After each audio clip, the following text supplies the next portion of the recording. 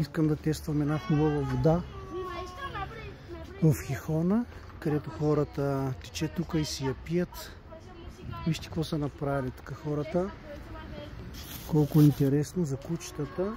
Имат си ковчи, където да се изхвърлят на кучето, когато ходи до тоалет на ака. И тук има нещо, където са си оставили турбички.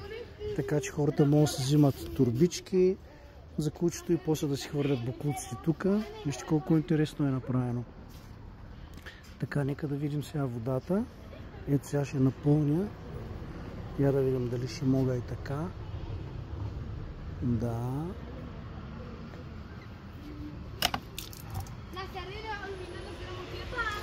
Ето и сега ще ви покажа. Така, ето напълних. Искам да видя сега какво ще излезе. Така, продължаваме с опита. Ето да видите, ще сложим няколко капки. И тук да сложим така.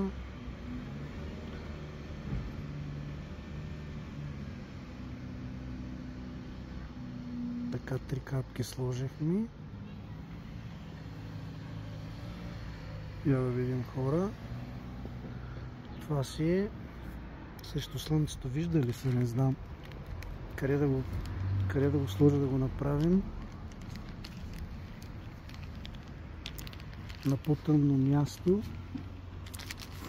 Ето и сега взимам нещата. Ето тук на пейката. На пейката да видим ще стане ли.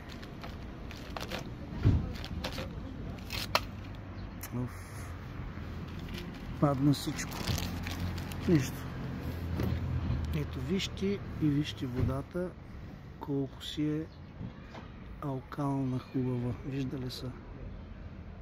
Повече е от някъде. И тук е може би 7-8. Вижда се сега колко е хубава. Как са я направили. Така че е интересно. Интересно видео с водата в Хихона. Питейната, където хората пият от нея. Което си е супер.